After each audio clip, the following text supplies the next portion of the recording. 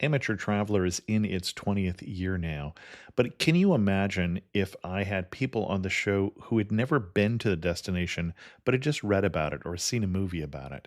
That wouldn't make any sense at all, and you wouldn't listen. We all know how important it is to receive advice from people who know a destination to get the most authentic local experience. And a great option for experiencing this is Explore Worldwide and their authentic small group adventures, led by local tour leaders, perfect for solo travelers who want to meet like minded people with a desire for adventure. I'm often an independent traveler, but two of my last three trips were with small group tours because they organize everything and it's a lot easier. If you want to recreate the tour I did to Malta, they have a Malta and Gozo Discovery Tour. I'm intrigued by one of their tours called A Taste of Sicily. The company again is Explore Worldwide, and visit exploreworldwide.com to learn more.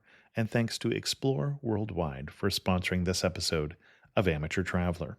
The nights are long, the days are short, and the weather is chilly to downright cold, depending on where you are. It's a good time to slip into a Quince iconic Mongolian cashmere sweaters, which start at only $50. You can treat yourself to everyday luxury at an affordable price with Quince.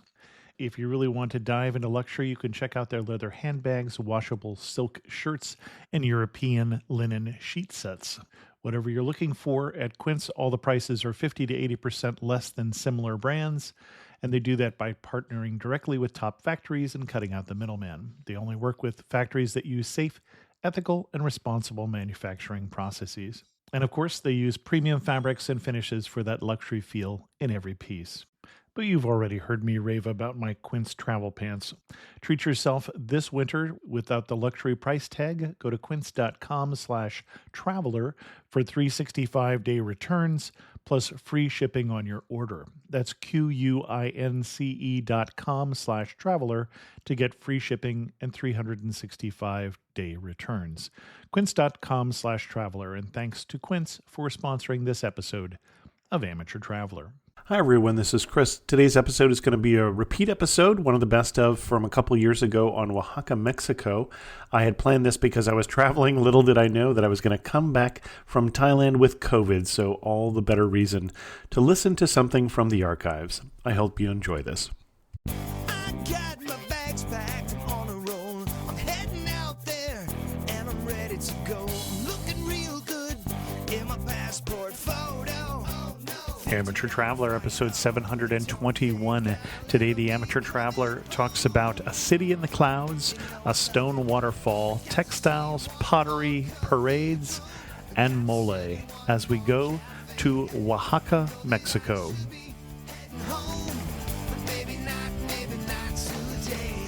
Welcome to the Amateur Traveler. I'm your host, Chris Christensen. Let's talk about Oaxaca.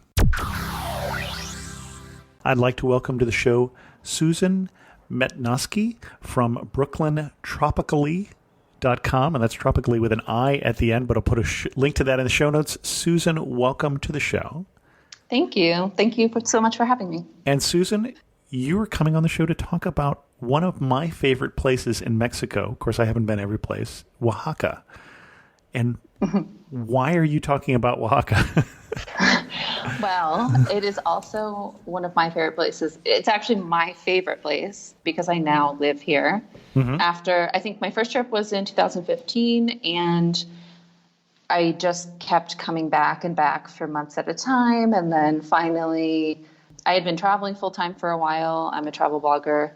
And when I was just ready to settle down, this was the place that was at the very top of my list. Excellent. Well, and I understood after reaching out to Susan that she was a longtime listener of the show, which is always fun to hear. Yes, it is a big honor for me to be on the show. When there was a time many years ago I wasn't able to really travel, and this was my constant source of inspiration. I cannot imagine a time not being able to travel, except, of course, like now. But Right. Yes. Excellent. And why should someone go to Oaxaca? So I think that the thing about Oaxaca that's really so special and is not often matched in other places is that it's so dynamic. There is such a depth and breadth of things to do and learn and taste and understand here. It's so easy to fill a week itinerary full of all these things, and not just one type of thing, but a huge variety of things. So there's incredible culture here. There's history, an amazing food and mezcal scene, beautiful nature, artisan work. So there's really something for everyone, and it's just such a dynamic place to learn a little of everything. Excellent. And what kind of itinerary are you going to recommend for us? Where are we going to start? So I've worked on this a lot over the years because, as I say, there's so much to do. And I actually hear over and over again that people come here, they plan a long weekend trip, and they pair it with Mexico City or the coast or other places in Mexico. And on their first or second day, they're already planning a return trip because they realize immediately that there's just such a huge amount of things to do. It's such a beautiful place, such a compelling place. So I've come up with a 7-day itinerary that I think is really a nice balance of all these different aspects, the nature and the culture and the history and the food and artisan work. And I think that's a great way to have your first trip to Oaxaca, to have a little bit of a balance of all the things and learn a little of everything and just have this well-rounded perspective of Oaxaca. And where are we going day one? Well, so I have this kind of divided by Oaxaca City and then day trips. And I think that one way people go wrong is they don't necessarily know that the day trips and the villages and the nature sites and the archaeological sites outside the city, the number of things to do outside of the city is equal or more than within the city. So I think that the best way to kind of approach your itinerary is to think of it more or less in a 50-50 way, that maybe you're going to be doing day trips about as many days as you will be just strictly inside the city. So first, I'd like to just kind of talk about stuff within the city, and then later I can get into the day trips if that works for you. Works for me. So Oaxaca has been inhabited since 11,000 BC. So it has an extremely long history, a really in-depth history. And that's part of why a lot of the places outside of the city are so important. The pre-Hispanic archaeological sites and villages that still hold to their traditions. But also the city itself is quite old. And the modern day city started to be built in the 1500s when the Spanish were here. So there's still lots of historical sites to see in the city that are important and also beautiful. One of the best places I think to start is Santo Domingo Church. That is an ex-convent that has now been converted to a church and a museum and a ethnobotanical garden. And it's also just kind of a big meeting point in the city for tourists and for locals as well. It's great for people watching. There's lots of street food outside. So it's a great place to start. And then the museum there is great. They have lots of great exhibits about the history and culture of Oaxaca. Not a big museum. Not a big museum, but worth seeing. Worth seeing. And it also is a great way to get a look inside at the architecture of this gorgeous ex-convent. And then the ethnobotanical garden that's on the grounds as well is really fantastic. It's required to take a guided tour. And I wouldn't say it's for everyone because it is at least 2 hours, and it's very in-depth about plant life and history and culture. And I love it, and I think it's amazing. I've taken it multiple times. Now, some of those plants are important to people because some of the local plants give us things like mezcal. So, exactly. But I definitely do recommend it for most people. The thing I think is really special is they really go into the history of the most important plants and the cultural significance. And you get to see things like the predecessor for corn that was found here in the valley. And that is one of, if not the most important ingredients and food items in all of Mexico and a lot of the world. And so there's just a lot of amazing insights and things you can learn about plant life in this really biodiverse state if you're into that kind of thing. Well, and you say the predecessor for corn, and originally corn before a lot of breeding by Native American people over the years was the size of your thumb, is what we're talking about in terms of the ear. Right. Yeah, So exactly. not nearly as good for corn on the cob, but more like those little salad corns that Tom Hanks eats in big. Yes, exactly. Just a couple little kernels, but you can see how it looked, and it's really cool to see how it progressed into what it is now. And as I recall, I'm looking at a post that I updated recently on that. The English tours are 3 times a week, so you want to check on the availability if your Spanish is not as good as Susan's. Exactly. I want to say it's Tuesday, Thursday, Saturday, around 11 a.m., but definitely check the site for the current times.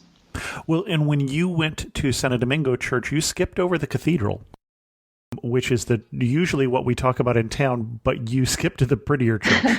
Let's be honest. That was my second thing that I have on my list, and it's not that I think it's any more or less important, but I have noticed in Oaxaca, it's hard to say. I want to say that Santo Domingo has become a more gathering point than the Zocalo. I don't know if that's exactly true, but I do think that lots of events kind of start or reach their peak there. And so it feels like it's kind of becoming more and more of an important meeting point or focal point. That's interesting because that's very different from when I was there, when the Zocalo, the central square, the plaza, was where everything was happening every night. There was always some live music in the Zocalo, in the gazebo, or there was always something happening there. So that is a change over the years, since I haven't been there in, 10 years probably. Well, there is definitely, the Zocalo is very important, and there are lots of events there.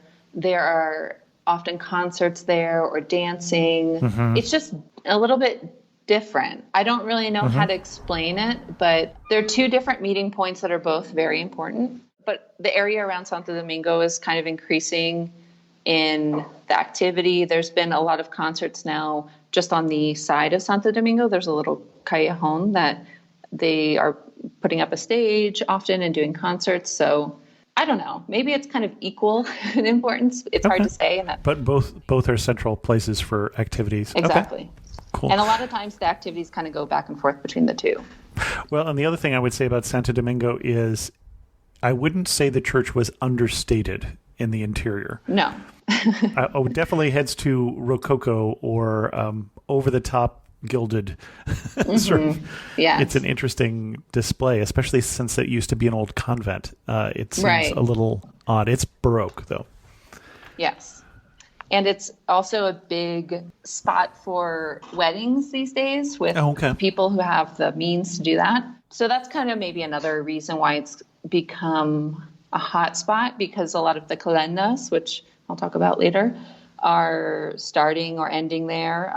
So if you're looking for calendas, it's kind of the best place to start. Cool. Where to next? The Zocalo, as we just mentioned, is the other most important spot. Zocalo is a central square in Mexico and in Oaxaca, and the cathedral is there. So that's obviously a very important church to visit. And there are always events and street vendors and people watching, tourists, locals. It's definitely a hub for action and a good place to start or end your walk around the centro. Okay. Lots of other really beautiful and important churches all around the city. There's many of them. One of the other ones I would say is La Soledad. It's a basilica, and it has this kind of beautiful plaza in front with steps that act as kind of an amphitheater where you can sit, and a lot of events take place there. And it's also, La Soledad is the patron saint of Oaxaca, so it's an important place for locals. Oh, okay. The Basilica of Our Lady of Soledad. Yes. Nuestra Señora de Soledad. Yes. Got it. So besides that, another really important thing to do in Oaxaca are to visit markets. The 2 main markets in the centro are called Benito Juarez and 20 de Noviembre. And those are both great for different reasons, but they're right next to each other, so you can visit both very easily. The Benito Juarez market is more for shopping. It's kind of a typical market with produce, fresh veggies, fruit, cheese, mezcal, bread, tamales, and also artisan work. So it's a good place to wander around and taste some things and do some shopping. And then next door in 20 de Noviembre So the 20th of November, which is a significant day in Mexican history, Independence Day, or Independence Day. That is more of a prepared foods market for the most part. So it's a great place to go to try some of the traditional foods that are really important here, which I'll get into soon. Okay. As long as you promise me that you'll talk about carne asada and in that particular market, we're good. Okay. I hadn't had that on my list, but that's always on my suggestions if you visit that market. So we'll talk about that. I'll definitely talk about that. Yeah. And then there's a couple really beautiful neighborhoods adjoining the centro called Xochimilco and Jalalaco. They're both historic neighborhoods with cobblestone streets. They also have a really strong street art culture happening now with local artists making these beautiful, colorful murals. So I definitely recommend doing a little walkthrough of those two neighborhoods, bring your camera, taking pictures. I found Oaxaca just beautiful as a city in general, both street art, and I assume it's increased since I was there, but just the old buildings and sometimes the beat up old buildings, which I love those as well as a photographer. It's an incredibly picturesque city. And I really do appreciate that it also feels like a real city. It's a real working city, but the buildings are all colorful and full of interesting details. And as you said, the street art really every year is increasing. There's so many murals popping up all the time, and it's really interesting to walk out and be like, oh, I haven't seen that one before. And they're they're beautiful. Very cool. Where to next? A couple other museums that I think are some of the most important culturally to have a good view of Oaxaca are the Rufino Tamayo Museum. So Rufino Tamayo was one of the most important Mexican painters of the 20th century, and he's also from Oaxaca. So this museum has his private collection of pre-Hispanic Mexican art that influenced his works of art.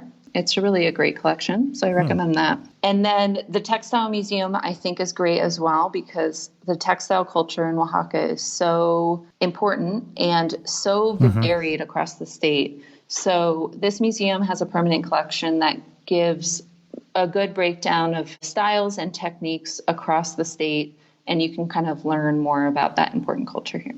So would it be focusing on some of the classic and indigenous textile styles as well? Yes, exactly. Okay. They really vary around the state depending on indigenous group, and also just villages have their own styles.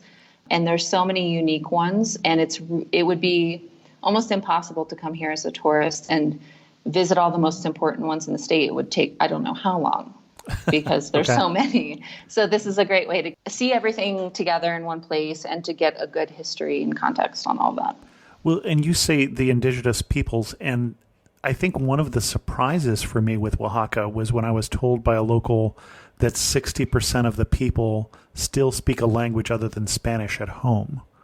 So Zapotec language or some other indigenous language. And I did not know that the culture was that rich still.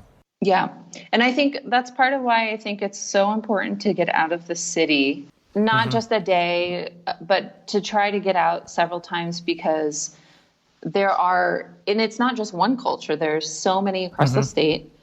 There's many languages and cultures and traditions and artisan traditions that it's really amazing to get a little glimpse as your time allows in a little bit of all those. So it's a very culturally rich state. I had a chance when I was there. I was in the Zocalo at night, as one is. And I was traveling by myself and just sitting there, and a younger man, well, not a young man, came up and struck up a conversation, testing the limits of my Spanish.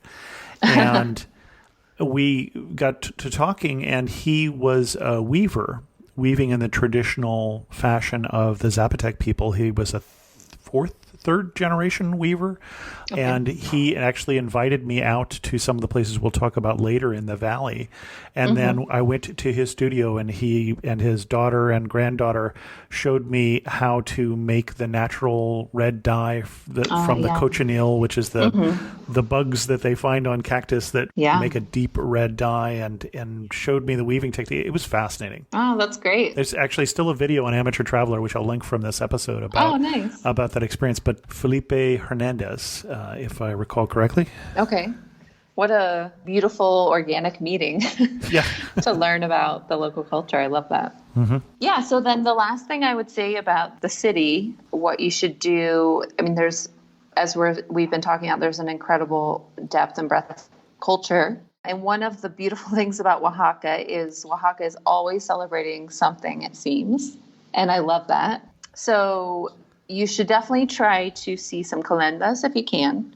Calendas are the local parade. It's only a Oaxacan word for a parade here. And they're gorgeous. They're full of people wearing traditional clothing, doing traditional dances. They have monos de calenda, which are these large paper mache puppets, basically, but they're huge, and people wear them. And just, it's a beautiful celebration. They pass out mezcal. Everyone has a good time. You can research before you come to see if there are any specific celebrations during your trip. There are often celebrations, so there's a very good chance there will be. There are certain times of year that are also bigger celebrations than others, such as Guelaguetza in the summer, Dia de los Muertos, Semana Santa, and then the weeks around Christmas. So those times will be kind of constant celebrations. But then also there are often just weddings or private calendas, but you're always welcome to stand on the side and enjoy the parade. So that's definitely something you should try to look out for while you're here. Interesting. The large puppet reminds me of Valencia in Spain, and I wonder if there's any connection between the two cultures. That's a good question. I've only been to Valencia for one day, so I don't have a strong enough handle on that, but that would be interesting to investigate. Excellent. Now, the one market that I went to that you haven't mentioned, I love the ones that you did mention, but there's also what I think was, at the time I was there, the largest market in Latin America, which was and I'm trying to think of it as across the tracks. Well, there is the Central de Abastos. That's the one. Which is the wholesale market. Right, and it's much more where the locals shop. Yes. But it's a warren of... I don't know how to describe it. It's incredible. I don't recommend it for every traveler. I think if you can use common sense and be thoughtful, and you are a bit of a seasoned traveler, it's definitely worth a visit. I love to go there. It's giant and overwhelming and that's frantic, but that's what I love most about markets. So I find it fascinating. There's amazing food there. You can find anything you want there. I've bought things for my home there. There is great artisan work. You can make furniture there. The sky is the limit. So it is a great place to visit if you're down to get into the local neighborhood. It's not a touristy neighborhood. No. Yep. But it is. I love it. And it's a very important part of Oaxaca. Yep. Ah bon chien. Bonjour, je suis Theo, a tour leader with Explore, and this is Punti. He's helping us find truffles under the trees next to this beautiful vineyard. Maybe for tomorrow's cooking class? Oui, call semi-heure.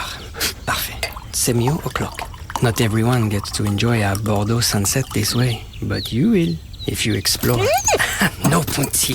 Search exploreworldwide.com and don't just travel. Explore. Don't miss out on the last few weeks of football action with Prize Picks, the best place to win cash while watching the playoffs. The app is simple. Pick more or less on at least 2 players for a shot to win up to 1,000 times your cash. Download the Prize Picks Daily Fantasy Sports app today and use code FIELD and get $50 instantly when you play $5. That's code FIELD on Prize Picks to get $50 instantly when you play $5. You don't even need to win to receive the $50 bonus. It's guaranteed. Prize Picks. Run your game. Must be present in certain states. Visit prizepicks.com for restrictions and details. Cool. Where to next? So your next question that I have on my list is, where should you stay? Sure. Where should we stay? I recommend staying in the Centro, or the historic center. For many reasons. It's very convenient, and it's also where most of the tourist attractions will be. And everything also is very walkable. So you can easily get around and do all the things that we were mentioning in the things to do in the center just by walking. There are so many options, from budget hotels to hostels to luxury hotels and everything in between, and Airbnbs. So you can easily find a great place in the center, and you'll just be surrounded by lovely things. Where next? Okay, so we're ready to leave town, and there's so many places to go and a variety of things to see and learn about. So I'll break it up by subject. But the first subject would be nature, and I believe the best natural spot to visit is Hierve del Agua. And the site is really unique. It's a petrified waterfall. So what that means is there are some mineral springs at the top of this mountain in a remote part of the valley. And over the years, the mineral springs fall over the side of the mountain little by little, and the minerals accumulate. Okay. And so it looks like a waterfall, but it's exactly. rock. It looks like kind of this foamy white waterfall, but it's all rock, and it's really huge, really tall. It's a really dramatic and impressive place to visit. Even though it's a little bit in a remote part of the valley, it's still not too far to visit. And it's really a special place. There aren't many other places in the world like it. And as a tourist, to get there, do you recommend renting a car, taking a bus, hailing an Uber? So there's no Uber in Oaxaca. There we go. So there are a few options, and it kind of depends on what your travel style is and your Spanish level also. So for Hierve del Agua, you don't really need Spanish, but for some of the other places we'll talk about, visiting the valley, if you're visiting artisans or a mezcal palenque, then probably hiring a guide or booking a guided tour will be best. Okay. So you can get the most out of it and understand and learn more of the context.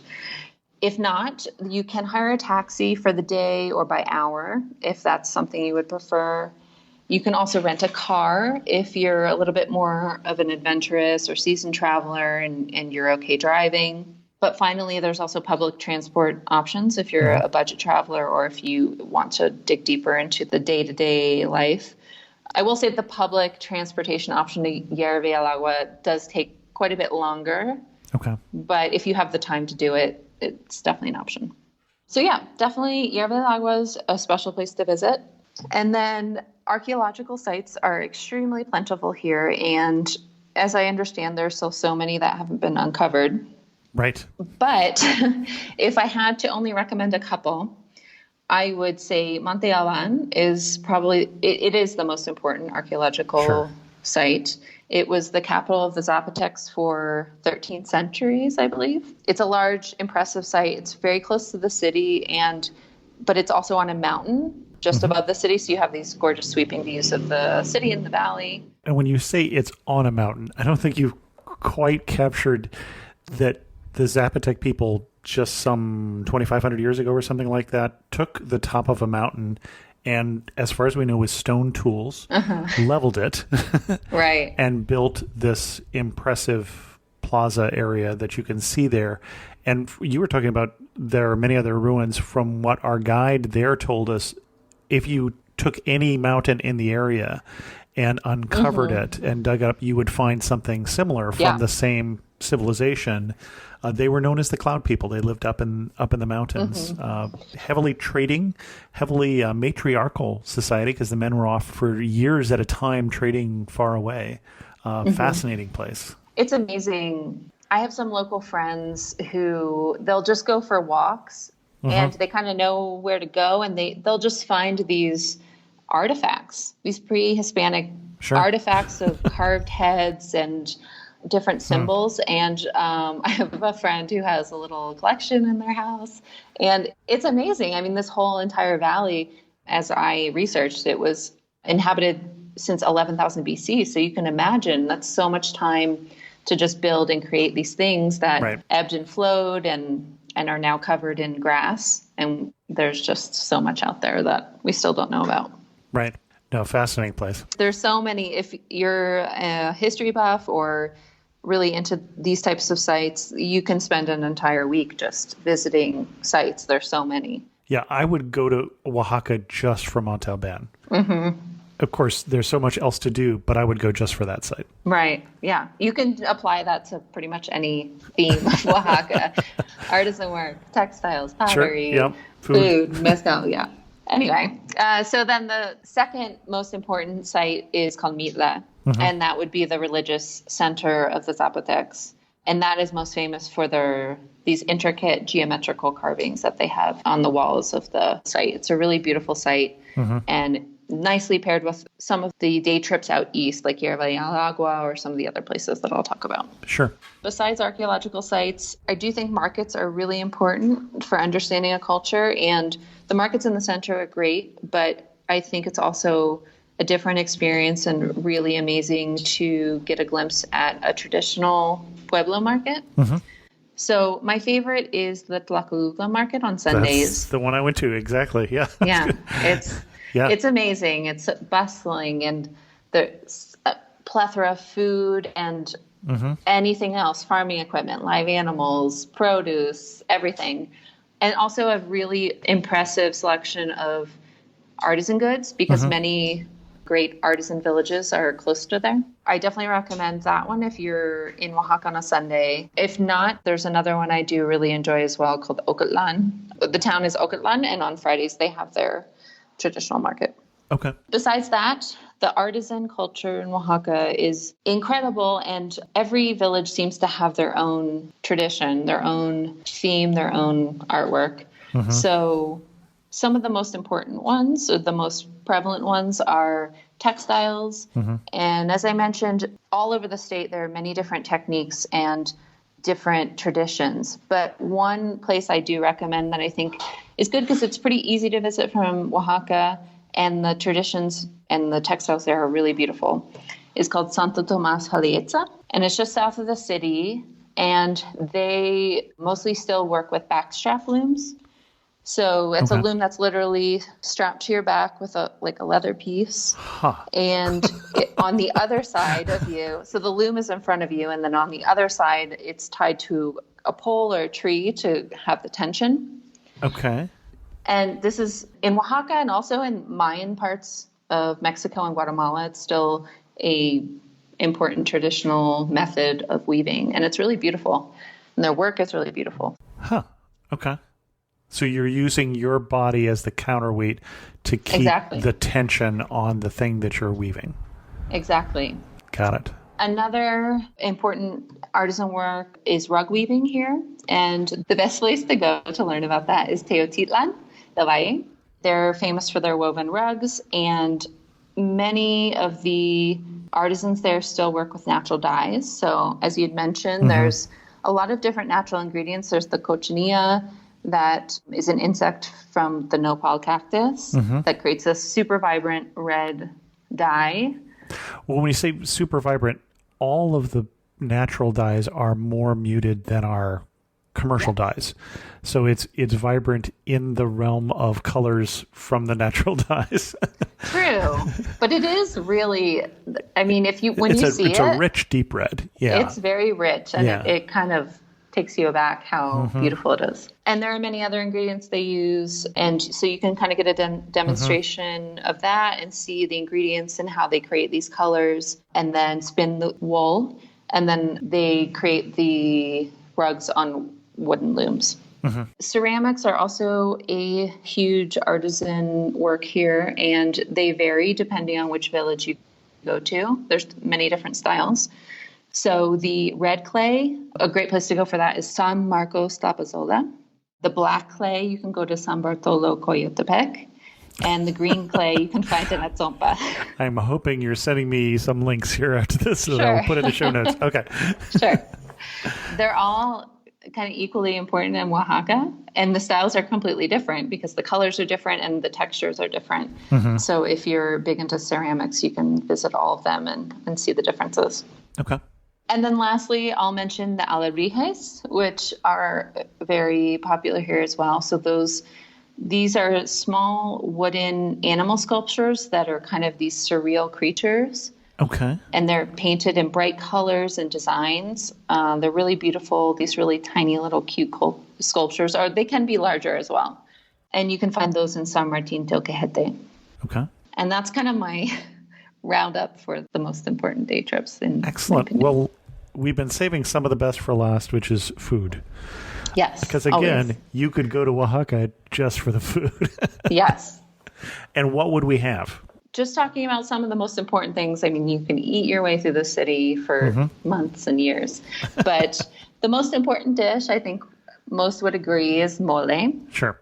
Or moles. If you think it's one thing that mole looks one way, you haven't been to Oaxaca. Right. So I was just about to say there are 7 recognized types here, and they all vary based on color and flavor and ingredients. There's green and red and yellow, and they're all different. But the most important one in Oaxaca is the mole negro. Sure. And that one is usually eaten by locals for special days, for holidays and weddings and celebrations. And so that's definitely the one. If you can only eat one, you should definitely have that one. And that's the one that people are more familiar with, made from the, I want to say bitter chocolate. Bitter may be pejorative there, but made from unsweetened chocolate. Right. Chocolate is involved. And most of the moles have 20 to 30 ingredients. So I've tried memorizing them before, but it just doesn't stick. But there's nuts and herbs and spices and so many things. And they're so complex, and they're very time consuming, and they're always made with love because they're for these celebrations. So they're really a special thing to try. If you have time to try more than one, you definitely should, but definitely fit in mole negro. Well, and I was able to get, I've got a picture on a blog post that I'll put a link to, a plate with a sampler of 6 of the 7 types, nice. Which is a great way to try that at Las Pacos. I don't know if they're still around or not. But, but it was a great, and my favorites are the traditional one, the negro, and also Colorado, which is the red one. Coloradito is my favorite actually as well. It's really, the mole negro is a little bit sweet. And I'm not so much a sweet person, although it's very delicious. But Coloradito has this mix of spicy and rich and a tiny, tiny bit sweet. I really like that one. I think it's really balanced. Excellent. These are violent criminals, so they're not going to go down easy. ABC Tuesdays. Let's get this done. The Rookie is back. We have 2 new rookies starting today. Howdy. Being a cop is stressful 24/7. Every year on the job is different. And Training Day. We have a serial killer at large. Never ends. We need an ambulance! The Rookie. All new Tuesdays on ABC and stream on Hulu.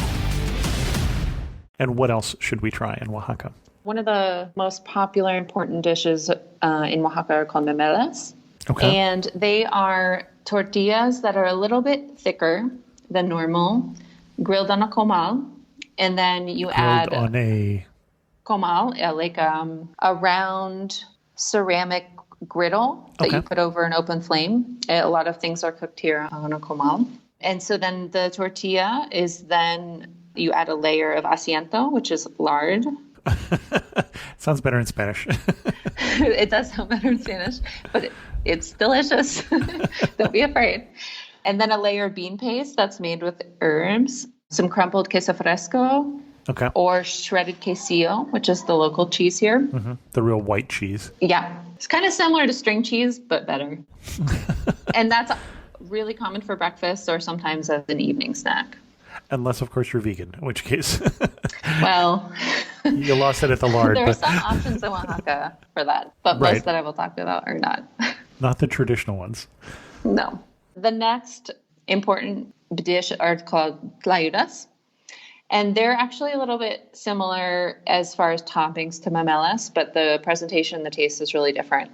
So this is a very large tortilla that's thin, but a little bit hard, that you add the asiento again, and then the bean paste, and then shredded quesillo. And sometimes there are veggies or avocado. But then you fold it, and then you grill it over an open flame. Okay. And it's just delicious and smoky. And that's a really common dinner that you would eat on the street at a street stand or in a market or sometimes in a restaurant. Okay. And then a few more. So garnachas, I want to mention because they are from the Isthmus region of Oaxaca, which is a bit different. It's between the Oaxaca Valley and Chiapas State. And the geography and the climate is really quite different. So the food is also different, but you can find a lot of Isthmus-style food here, and people love it. So one of probably the most important Isthmus style food is garnachas. And that is also a tortilla, but a bit thicker and small and fried. And then you have some shredded beef on top, some marinated cabbage, and then salsa and crumbled cheese. And that's what we call a snack. Okay. Another snack are called chapulines, and those are whole toasted grasshoppers. Ah, yes. Very common and actually very delicious. Even if it doesn't sound like something you would normally eat, I highly suggest trying and you'll to... see them all over the markets. Yes. They're stacked in kind of pyramids, and there's different flavors. Traditionally, they're flavored with salt and lime and chile. But you can find kind of different variations, sometimes with garlic. And really, they're quite tasty, and they're great with a beer or a mezcal. So you should definitely The try ones it out. that I ate had tuna, and I mean that in the Mexican sense, not the U.S. really? sense. So it had a The cactus. fruit. Yeah, which really surprised me the first time I saw an ice cream place in Oaxaca that had a sign out front that said tuna, because I didn't realize Right. we were talking about the fruit of a cactus and not a fish. Exactly. But, and then it was served on a bed of guacamole, and it was quite spicy. And what I used to tell people, it's not a bad flavor, although, those little antennae getting stuck in your teeth. Yeah, you kind of have to put mind over matter. But me as a person who, when I was a child, was really afraid of spiders, I feel really proud of myself for overcoming that. And I love eating chapulines now. It just takes a little practice. But yeah, they're delicious. The final food before I go into the drinks that I think is really special and important in Oaxaca is barbacoa. Okay. It's basically barbecued goat or lamb. It's most famous in the nearby town of Tlacolula that I mentioned. And that is usually roasted in agave leaves in a pit in the ground for hours, many hours, slow roasted. And it's just really tender and delicious, and often served in a broth or with the broth on the side. Excellent. Well, and as we've talked about in this show before, U.S. barbecue traces its roots to barbacoa and to the gauchos coming up from Latin America to Texas, for instance. Oh, I love that. I want to learn more about that. That's great. Well, and before we leave food, I have to put in a plug, as I mentioned, for the Mercado 20th of November. And the carne asada experience there, because it's not just that you're going and getting grilled carne asada there, but it's a bit of a scavenger hunt. Right. Because you go and order the meat, but then the meat doesn't come with the chilies and the onions, so you have to buy them first and bring the meat, and then over to the person who will barbecue it, who's the person who sold you the meat, and then you go buy the tortillas separately. But you end up with one of the best meals I've ever had in this smoky room filled mostly with locals, but wonderful street food-ish kind of experience. That is one of my favorite things to do. And I always, if someone's visiting, I always bring them there. The experience is super fun, but also the flavors are just incredible when they're grilled like that. Yeah. But interestingly enough, so I had written this whole blog post that was step by step how to do this really complicated procedure. I did the same thing. Yes, I understand. But they have changed it recently, and they now made it much more streamlined. Interesting. So the last time I went with friends, we entered and we were expecting to do the whole thing. And there was basically like a waiter who greeted us. He brought us to the table. I think we did buy the meat separately still. Okay. But then everything else was together. So the salsas and the fresh veggies and the grilled veggies and the tortillas and the drinks and everything came streamlined from this waiter. So it seems they have streamlined it a bit, but this experience is still absolutely worth it. And that's actually funny. Easier. And the food is incredible. So it's definitely a must do. And that's in the 20 de Noviembre, or the 20th of November market. Only about 2 blocks from the Zocalo or so.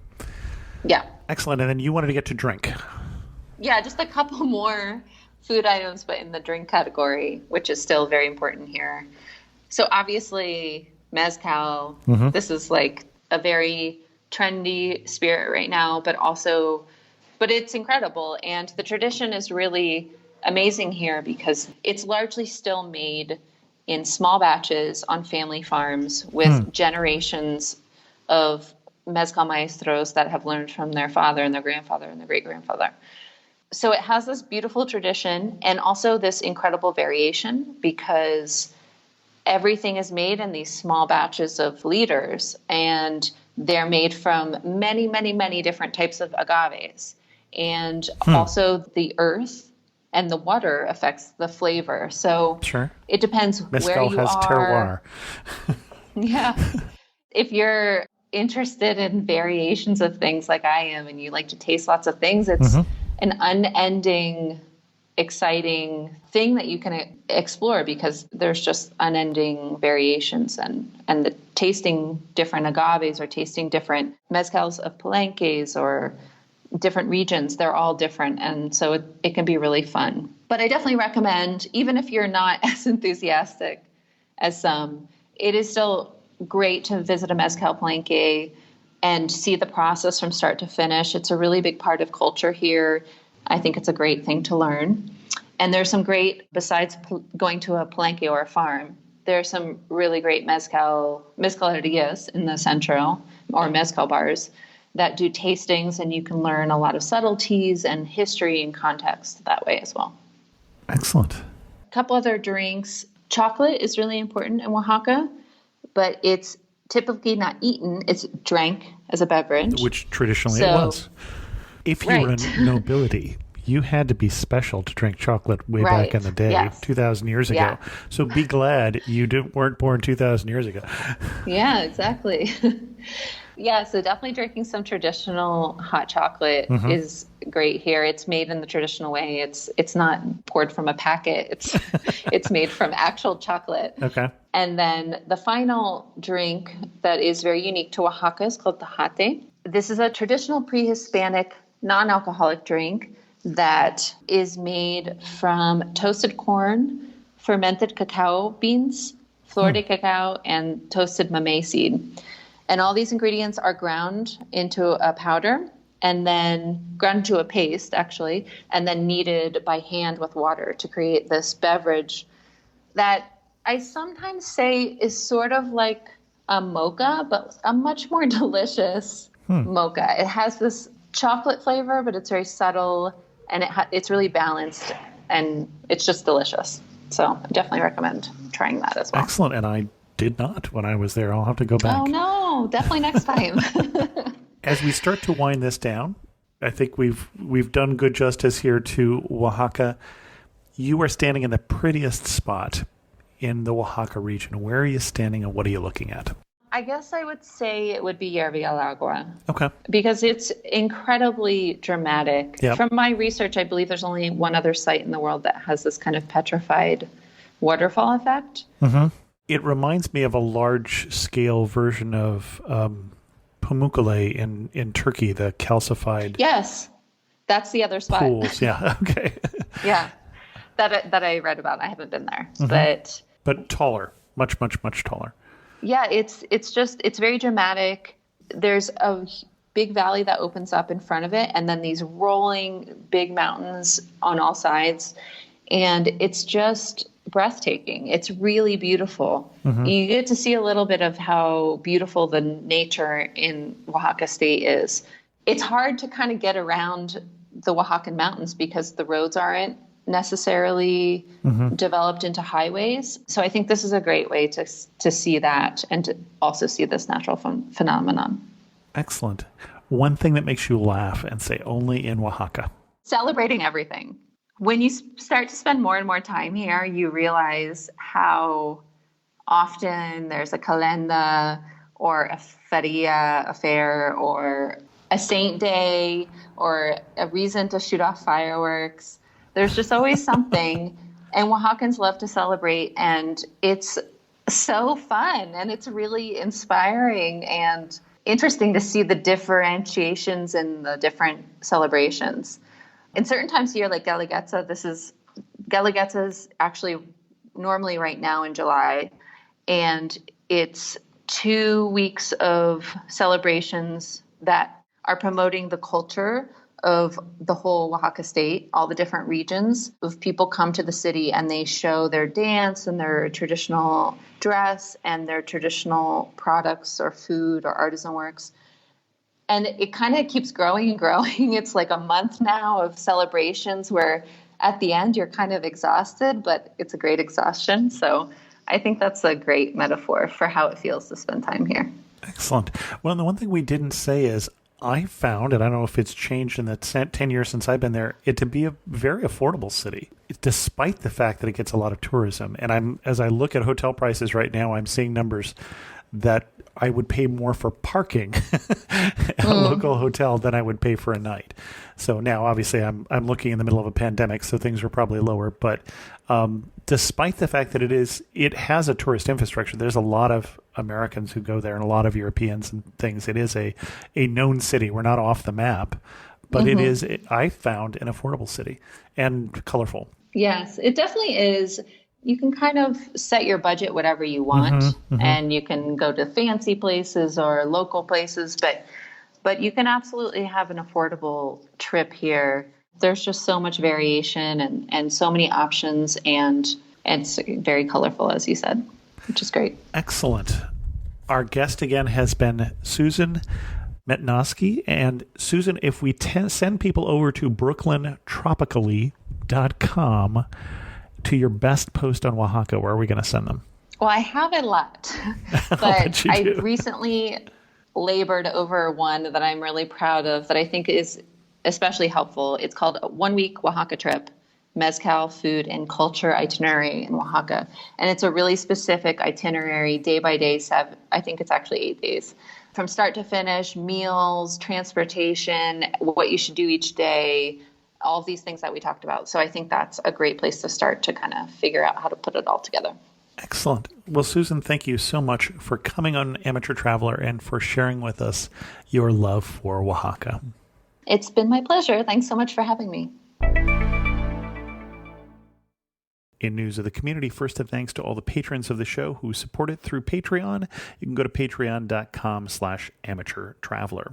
And I heard a while back from Marilyn about the episode we did with Oslo with Jason. Said I was a little surprised about a few things he left out that as a history lover especially I think you would appreciate. The Akershus is a castle fortress with a long history walking distance from downtown. The Norwegian pavilion at Epcot Orlando is a replica of it. Interesting. The World War II Norwegian Resistance Museum is there. There are several places related to the Nobel Peace Prize worth visiting, including the Nobel Peace Museum, City Hall, and Grand Hotel. As for fun, the Oslo Opera House is a wonderful and popular place to crawl all over it, and the view from the roof is fantastic. Thanks so much, Marilyn. Then I also heard from Susan, who wrote and said, "Hello, Chris. I've been listening to the Amateur Traveler podcast for many years, but this is the first time I've made the effort to get in touch. I just wanted to let you know that I'm continuing to enjoy every episode, whether it's about somewhere I've already been, an area I plan on visiting, or a destination that I will probably never go to. I live in northern England, and prior to lockdown, I listened to the podcast on my daily walk to the office. But since that routine is a thing of the past, you're now in my ears while I'm strolling down by the River Tees or in the beautiful woods and meadows near my home. My husband and I love traveling and usually visit the U.S. twice a year, so find the podcasts about your home country particularly interesting and useful. For now, I'm keeping a list of places to visit in the future. South Dakota is the latest edition, thanks to a particularly informative edition. Keep up the good work. All the best, Susan." Thanks so much, Susan, and thanks to all of you who write and support the show. It gives me a boost. I've been pointing out some of the affiliates we have for Amateur Traveler, and I'd like to point out Hotels.com, which I've mentioned on the show a few times. I've mentioned on This Week in Travel perhaps more. It tends to be where I am booking a lot of my hotels through, and one of the reasons for that is with every 10 bookings, you get the 11th night free at the average of the prices of the first 10. They're not dumb. They're doing a special the week that I'm recording this that they're actually throwing in the Sunday night free for a weekend stay. And so as people are trying to drum up business for hotels during this pandemic, that might be something that you're interested in if you're doing a local and safe trip. And check out all the affiliate links at amateurtraveler.com/affiliates. And with that, we're going to end this episode of Amateur Traveler. If you have any questions, send an email to host@amateurtraveler.com, or better yet, leave a comment on this episode at amateurtraveler.com. And thanks so much for listening.